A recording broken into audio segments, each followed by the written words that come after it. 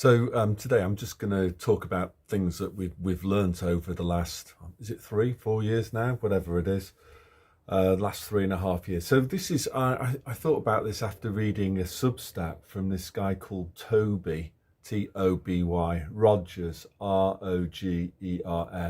It's a free one, and I can kind of just, some of it's quite interesting. There's a section that I'll just read out because I think it's quite good writing. So his first point is that the ruling class are psychotic. Well, obviously there. He says here that he mentions Jill Bates, Klaus. They take delight in killing people.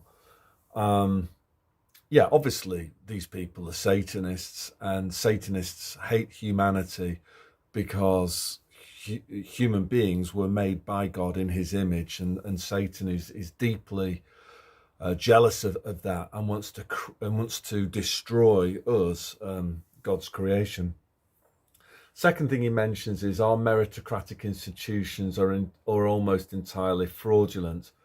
I think that I don't know if this guy's American or not, but that's definitely true. I can really speak about the UK because that's where I lived for most of my life. Certainly organisations like the November Hotel Sierra, the education system, all completely corrupt. People that speak the truth in those organisations very quickly get ridiculed and fired. So obviously the legal system is completely bent. So I don't think, this is where again I have issues with people who've gone on about Magna Carta, and it just gets thrown out as soon as somebody tries to quote that. It may or may not be true, but because the judiciary is bent, that is not a viable solution to our problems as it stands. He talks about this guy must be American. He talks about the American economy has always been based on genocide, and is still based on genocide. So I suppose, the military-industrial complex, obviously that's an important element of the UK economy. We're talking about companies like BAE Systems.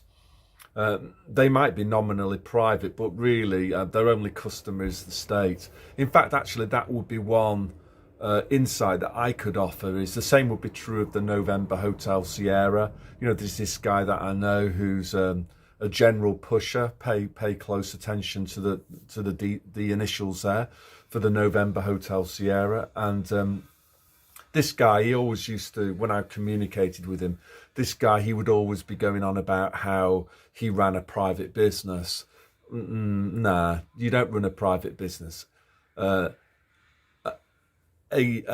general pusher place that receives all of its money solely from the government, that's not really a private business. A private business is one that generates its income through voluntary transactions with members of the general public. It's the general public that funds that organisation.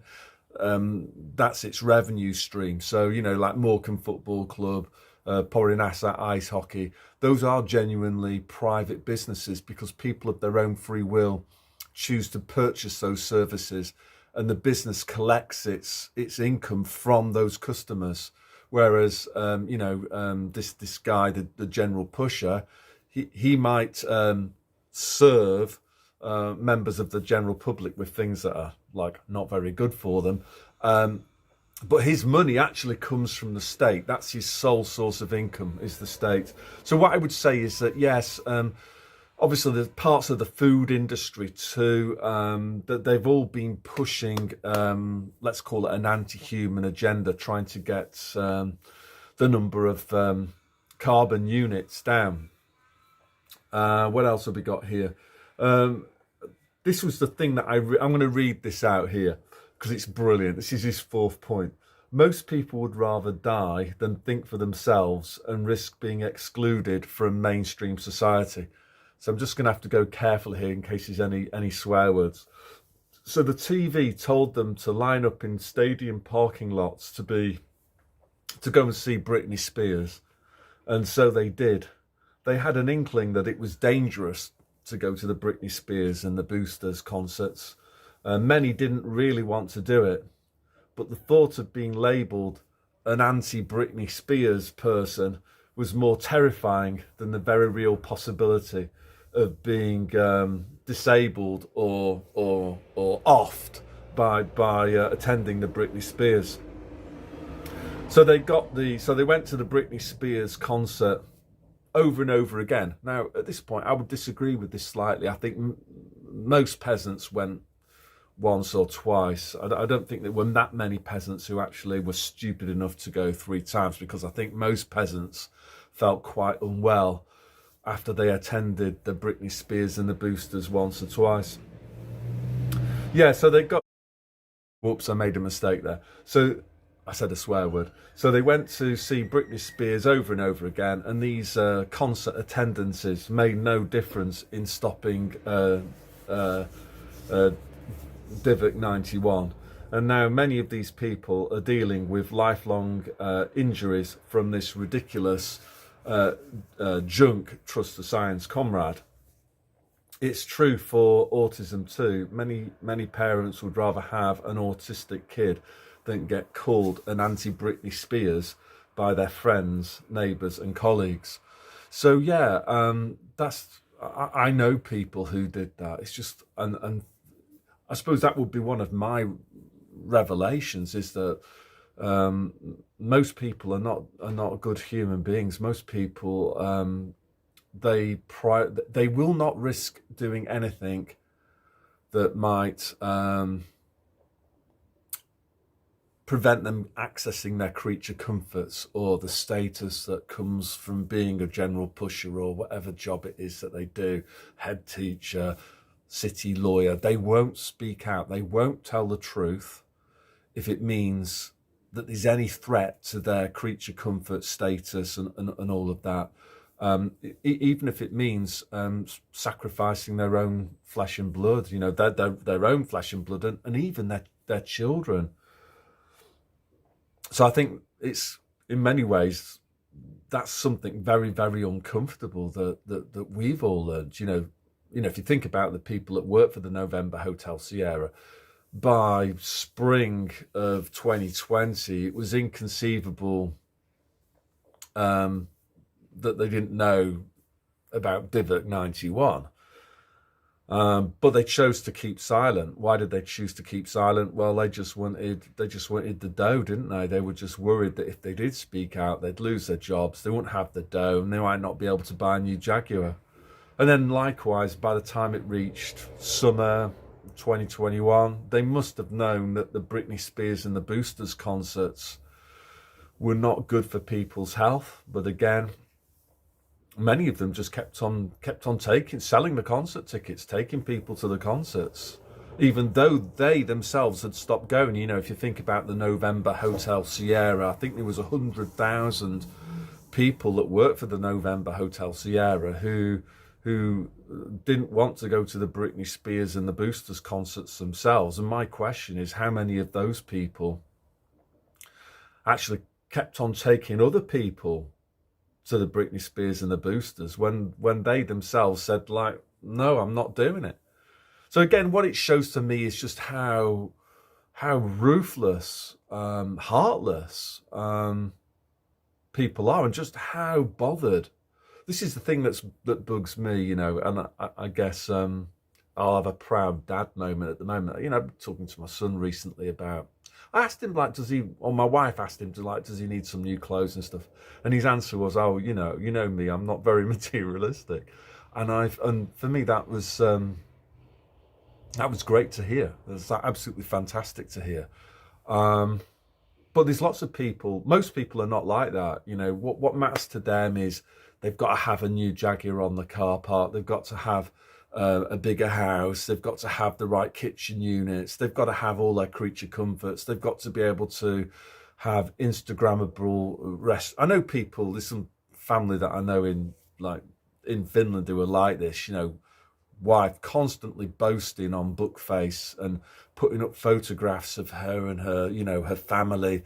Aren't we so beautiful? And look, we're in this really fancy restaurant, and you will be impressed by our patterns of consumption. You know, and when they go on holiday, it's all about, you know, taking photographs in Instagrammable places so that other people, she thinks that by creating this completely phony persona, that somehow other people will think more favourably of her, and that in itself gives her utility, it gives her pleasure, that she feels that other people now view her more favourably than they did before, because she's been advertising her patterns of conspicuous consumption on Bookface, being her own like mini celebrity.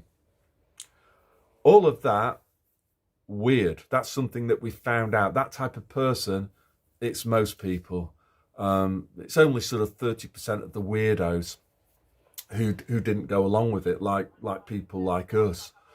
We're the weirdos. We're the people that prefer truth, and we have some morality about us. We won't comply with evil in return for our creature comforts. We'd rather go with truth and decency and God's law than go with material creature comforts.